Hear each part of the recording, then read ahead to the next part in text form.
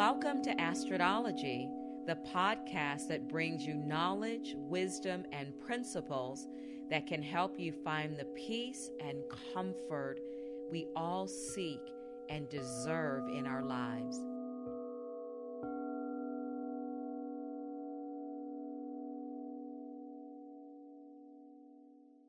Hi, everybody. Welcome to this episode of Astridology. Today, we're going to talk about one of my favorite subjects, lunations, the moon. So what I love about astrology and lunation is that it acts as a guide to show us the energies at play at any given time in order for us to figure out how to use them to our benefit. It's like a gift. Think of studying the moon and planetary energy as a navigation tool. It won't prevent us from having to live life and drive our cars, but it can give us insights to help us understand ourselves better.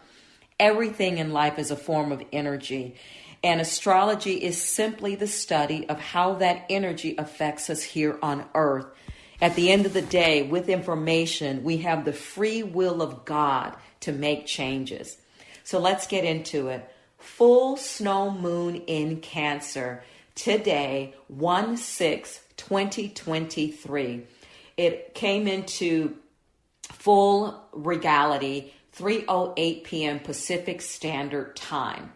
We are also in Capricorn season, the beautiful, delicious, earthing energy of Capricorn. A full moon occurs when two planets are in opposition of each other in the same degree in the sky. So the full moon in Cancer is always going to happen in January during Capricorn season. And at this time, both are sitting at 16 degrees in the sky. The biggest energetic news, number one, this is double moon energy because Cancer is governed by the moon. The moon is Cancer's home planet. Number two, the Sun and Mercury are both in Capricorn. And the sun's identity and purpose, like Capricorn, it's about purpose. Number three, we have three planets in retrograde during this time of the first full moon of the new year. Mercury retrograde actually started last year in December on the 28th, and we'll talk about that further. Number four, this is the fourth full moon at 16 degrees. We have three consecutive full moons at the end of 2022. Retrogrades are necessary. We need them in our lives. They're the opposite pole of energy. We need opposite poles of energy to create that famous word, balance. I heard a thought from Maren Altman on YouTube, and she said, retrogrades are more like stubbing your toe and realizing you need a manicure. This is a beautiful analogy because retrogrades, the job of a retrograde is to cause you to stop and slow down. Literally, sometimes to just pause, put things on pause and stop. So let's talk about these retrogrades. So Uranus went into retrograde August 24th, and it will be with us until January 22nd. It's in the sign of Taurus. So Taurus is methodical and slow moving. Technically, Uranus starts a retrograde only one time a year, but oftentimes the retrogrades run into each other. Uranus affects our inner changes in a response to the external forces going on. It allows us to embrace change and being able to throw caution more to the wind. Mars retrograde started in October, and it goes through January 12th in the sign of Gemini. Gemini is air energy. Mars retrograde begins every 2 years, and it lasts between 8 to 10 weeks. Mars retrograde is considered the least common of retrogrades, but when it comes to it, it is still a mighty force because Mars is still the planet of action, power, risk-taking, ambition, and drive. So when Mars goes retrograde, it's normal to feel less motivated, less inspired, and a little more frustrated because it marks a period of introspective. It's connected to our passions and our fires, and so our fires get a little more dim during this time when it's in retrograde. Mercury retrograde, again, 12/28, right after Hanukkah, right after Christmas, Mercury went into retrograde, and it'll be with us until the 18th in the sign of Capricorn. So we experience Mercury retrograde 3 to 4 times per year. And a lot of people see this as a very unrested, chaotic time. Think of Mercury retrograde as inversions, mishaps, inconveniences, stalls, delays, breakdowns in communications. Okay? Let's go into numerology. Number 1, this is January, the first month. The beginning of the month, like January, number 1 is masculine energy. It also mirrors the energy of Capricorn season, strong, grounded, and focused. Number 6 is the number of family. So today is the 6th, January 6th, 1-6. Community, love, romance, people you can relate to and serve. 6 stands for love, just like Cancer, the nurturing and healing energy and planet of your health, your soul, and your physical body. And 2023 reduces to a 7 as well as 16 degrees. So these 2 planets, these 2 energies, Cancer and Capricorn, are 16 degrees. It reduces to a 7.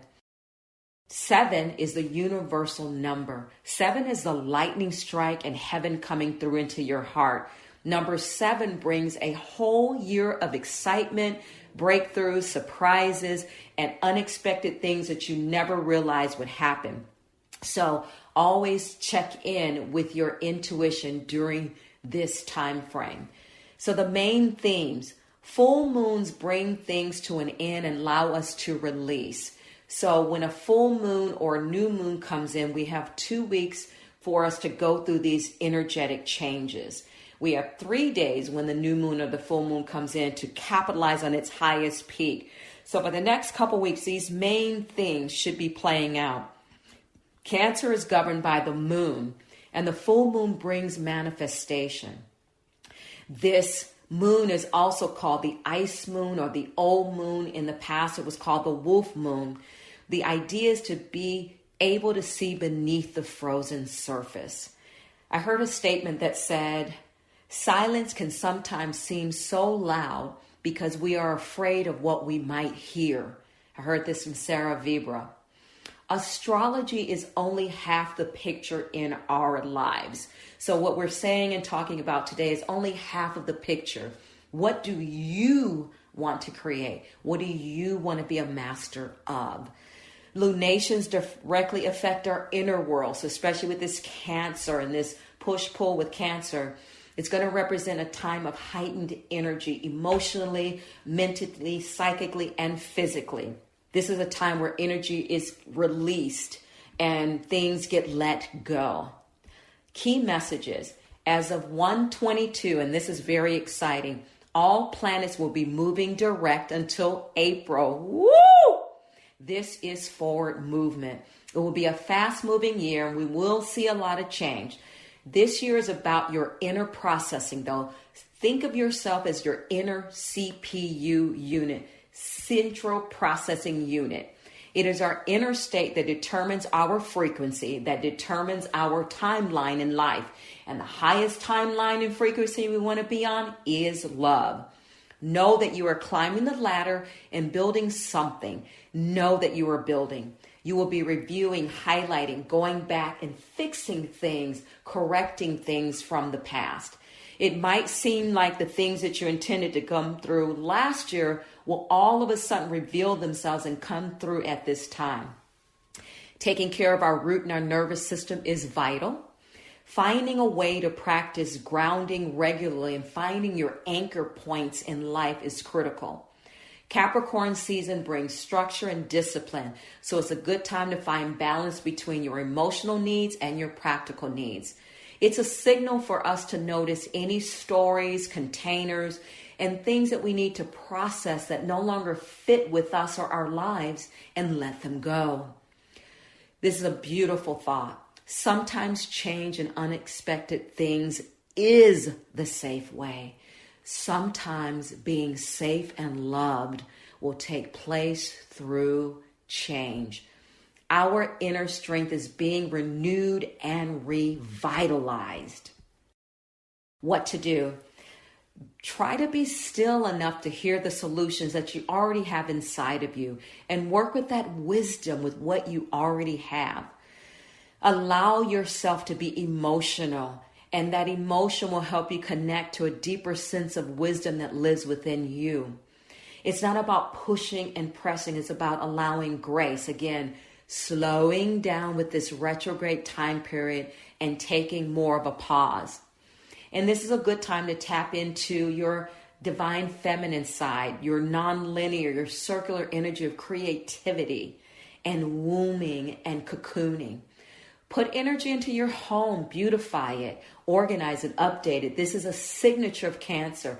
Cancer loves home, and home is where the heart is. Make plans and focus on the future. Ask yourself, what are you holding on to and how do you define it as safety?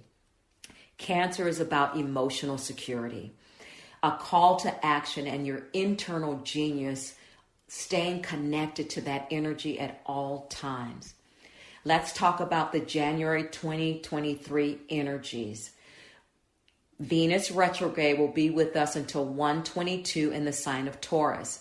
Mars retrograde will be with us through 1:12 in the sign of Gemini. Mercury retrograde will be with us through 1:18 in the sign of Capricorn. 1/6, as we are here today, is the full snow moon in Cancer at 3:08 p.m. 1:11, mark this date, highlighted, bullet pointed, 111, portal activation. January is the first month. The 11th day is a 111. This is thought to be one of the luckiest days of the month. It allows us to harness the lucky energy of the portal and bring in positive new beginnings for the new year. 1:20, Aquarius season starts. 1:21, the new snow moon in Aquarius comes in. 1:22, Saturn and Venus conjunct. This is another auspicious day. 22, 11 goes into 22 twice. 2 is the number of partnership. So another auspicious day for love. I feel like Saturn being action, it's like grounded action in love. The Venus, the planet of love. A conjunction is when the planets blend their energy together and they work harmoniously together. And finally on 122, again, this is a powerful day. Wear red. Look up Spring Festival because this is the Chinese Lunar New Year. It's going to be a powerful year. So it's a day to wear red and do other things. So look that up. It's a powerful time. If you miss this date and since this will be replayed later, still tap into that energy. If you would like a copy of my notes, I always keep notes. I have to keep myself organized. It comes from my 27 plus years in corporate. But if you'd like a copy of my notes, send me an email at astridkastenberg@gmail.com or send me a note. No spaces, no dashes. In return, I will add you to my email list for updates and notifications, blog, etc., and what I'm up to next. The Cancer full moon tells us the time has come to make plans for the path ahead. Strategy is needed as we look to the future. And although things have been uncertain for a while, this full moon is a reminder that we are the ones that need to take charge and regain control of both our inner and external worlds to focus so we can move in the directions that our spirits are being called to move towards. When you walk the path of awakening, you are embodying source and creator. So embrace internal wisdom at all times, and you will be guided from within. Namaste.